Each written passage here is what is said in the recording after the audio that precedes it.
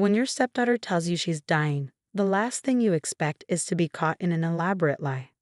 But that's exactly what happened to me last spring, and it cost me more than just money. It shattered my faith in family and forced me to question everything I thought I knew about love and trust. I'm Catherine Walsh, 52, married to Tom for the past 15 years. His daughter Ashley was 12 when we first met, and I'd spent years trying to be the perfect stepmother, supportive but not pushy, loving but respectful of boundaries. Now, at 27, Ashley had grown into a beautiful young woman with her father's charm and her late mother's delicate features. The day everything changed, I was in my home office reviewing client files for my real estate business when Ashley called, crying so hard I could barely understand her.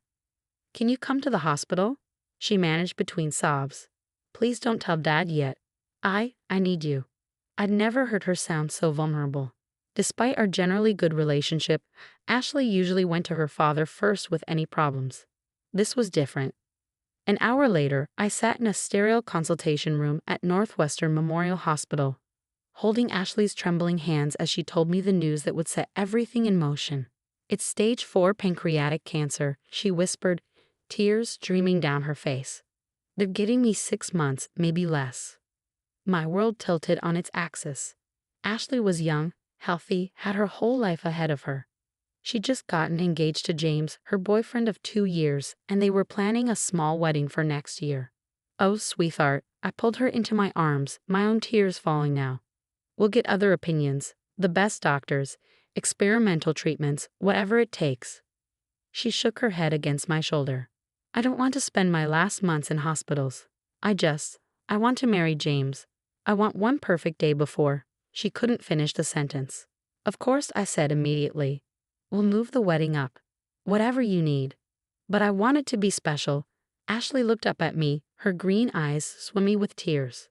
"The wedding I've always dreamed of. At the Peninsula Hotel, with the crystal ballroom and the garden terrace." "I know it's expensive. Don't worry about the money," I heard myself say. "I'll take care of everything." The Peninsula Hotel was one of Chicago's most exclusive venues, with a 2-year waiting list for weddings. But I had connections through my real estate work, and money could make things happen quickly. I'd have to sell my vacation home in Michigan, the one thing I'd kept from my life before Tom.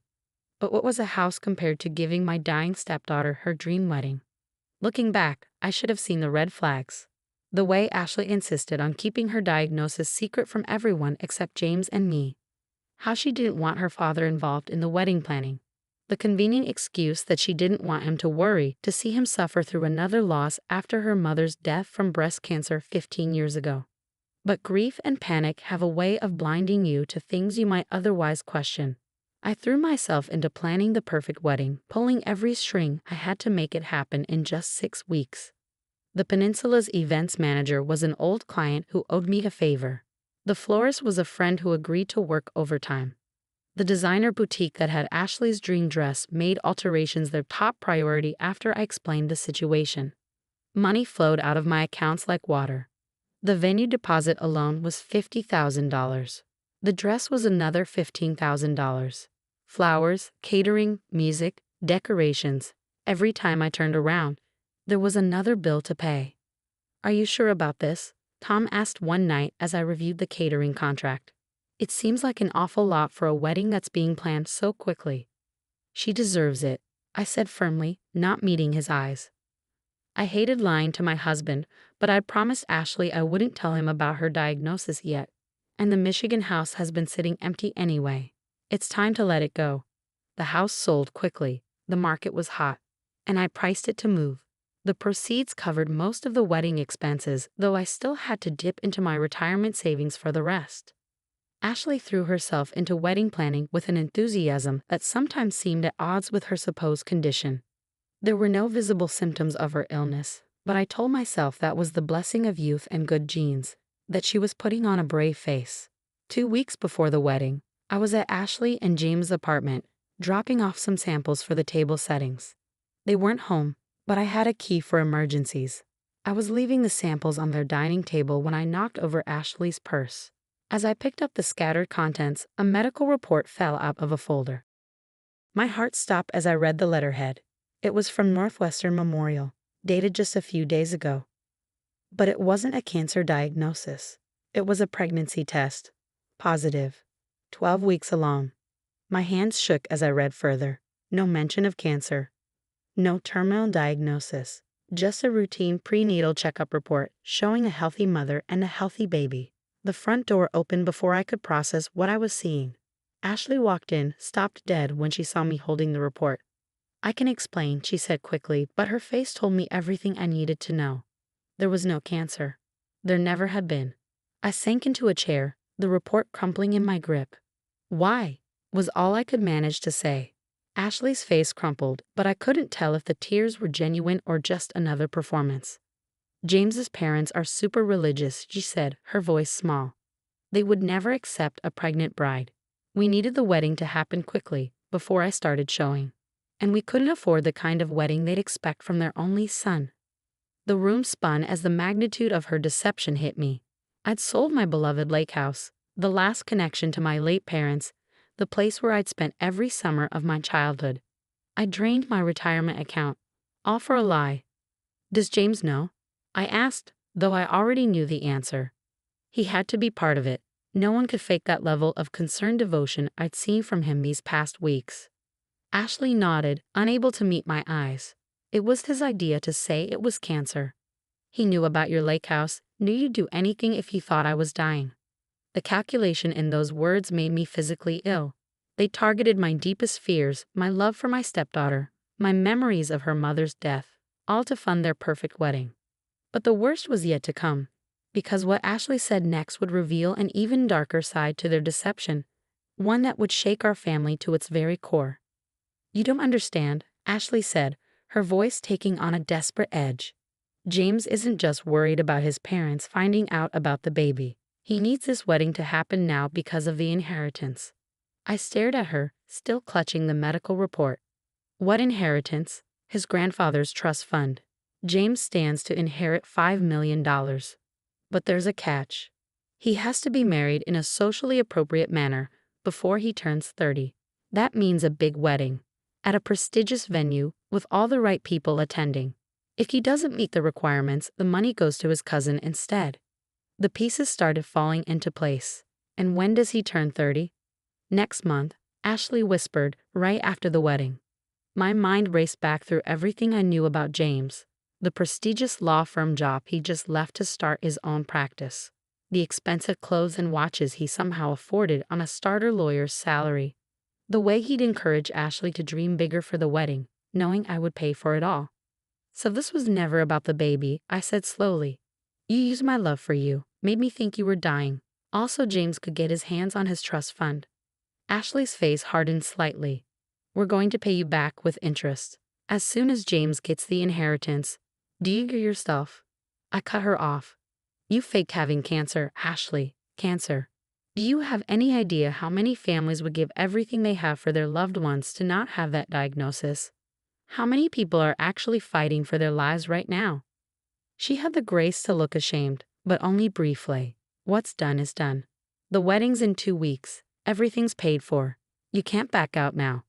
Watch me." I stood up, gathering the scattered contents of her purse. "I'm telling your father everything.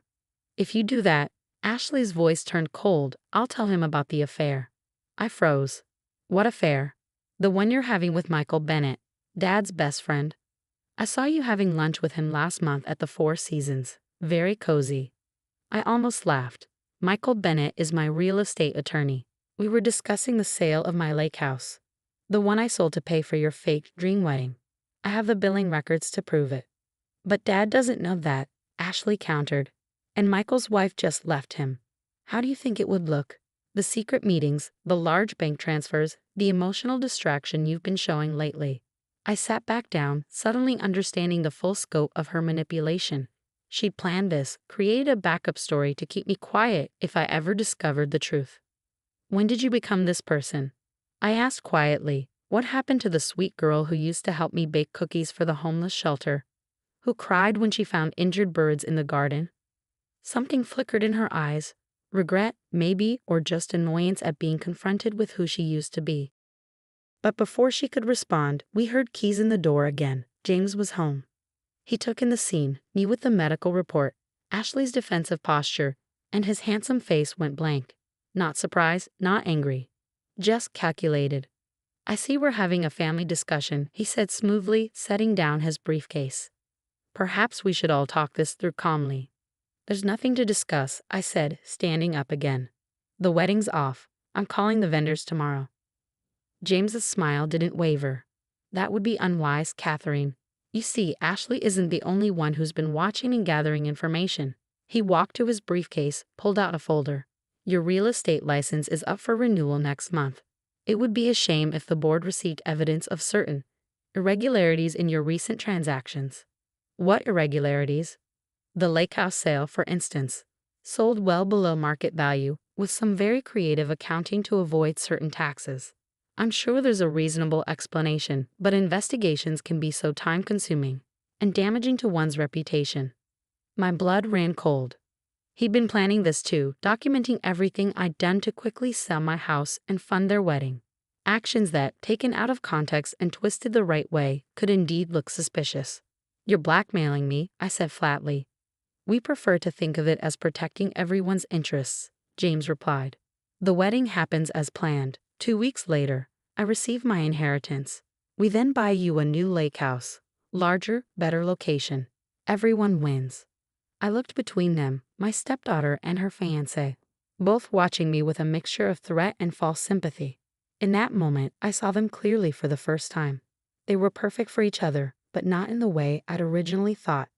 Okay, I said quietly. You win. The wedding goes forward.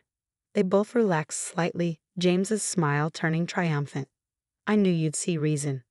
But, I held up my hand, I have one condition. We tell your parents everything, James. Tonight.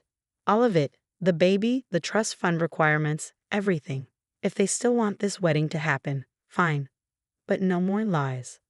Absolutely not, James snapped, his smooth facade cracking. My parents are coming to dinner at my house tonight. I finished for him. Ashley told me yesterday they'd accepted the invitation, so either you tell them or I will. They tried to argue, to threaten, to negotiate, but I stood firm. Either the truth came out on their terms or on mine. That night, over a dinner I could barely eat, James and Ashley confessed everything to his shocked parents. The pregnancy, the trust fund manipulation, the fake cancer diagnosis. What happened next surprised us all. James's father, a stern federal judge I'd only met twice, listened to the whole story in silence. Then he started to laugh. Did you really think we didn't know about the pregnancy? He asked his son.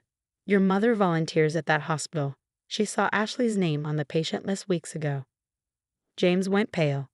But the trust fund requirements were meant to ensure you married someone you truly loved in a way that honored our family's values, his mother said quietly. Not to force you into an elaborate deception that hurt everyone around you. The money was never real, his father continued. The trust fund exists, yes, but the marriage clause was something I made up when I saw how materialistic you were becoming. I wanted to see what you would do, if you would choose love and honesty, or if you would scheme your way to what you wanted. The silence that followed was deafening. James looked like he'd been hit by a truck. Ashley was crying, but this time I thought the tears might actually be real. The wedding is canceled, I said into the silence. I'm calling everyone tomorrow. No one argued. The next few weeks were a blur of cancellations, refunds, and difficult conversations. I told Tom everything, showing him the evidence of Ashley's deception. He was devastated, not just by her lies, but by how calculated and cruel she'd been. Some vendors took pity on us and refunded their deposits. Others kept them, understandably. I lost about 60% of what I'd spent, including the lake house. But somehow, that didn't hurt as much as losing my faith in the daughter I thought I'd raised. Ashley and James broke up 2 months later. Without the prospect of millions, their perfect partnership crumbled. She moved back home, humbled and genuinely remorseful for the first time. I don't expect you to forgive me, she said one night, finding me in the kitchen after everyone else had gone to bed. But I want you to know that losing your respect hurts more than losing the wedding, the money, even James. I looked at her, really looked at her. She was 6 months pregnant now, showing clearly, her face stripped of the manipulative confidence she'd worn like armor. You know what the saddest part is? I said finally. If you just told me the truth from the beginning, about the baby, about wanting a nice wedding before you started showing, I would have helped.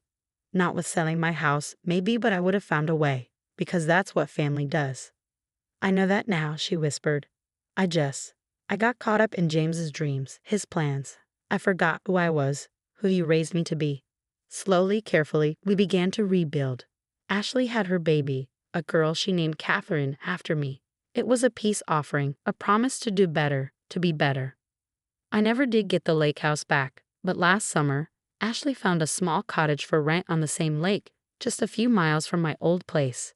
She used her savings to rent it for a month, invited me to spend time there with her and the baby.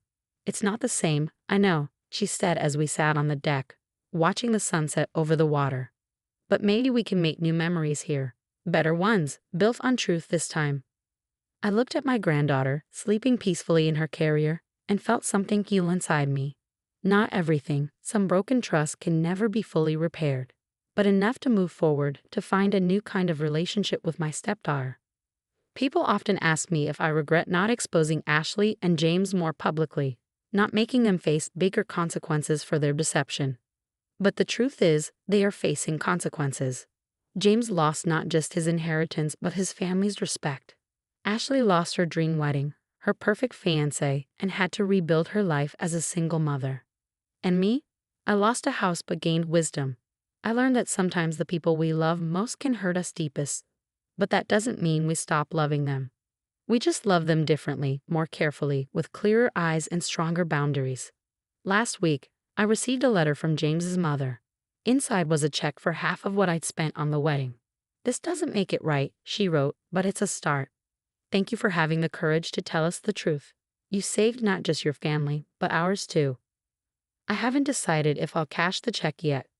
Part of me wants to use it as a down payment on a new lake house. But another part thinks maybe it's better to let go of the past entirely, to build something new instead of trying to recreate what was lost. After all, that's what real love does. It builds new things from the ashes of what was broken, hoping that what rises will be stronger, truer, and more authentic than what came before.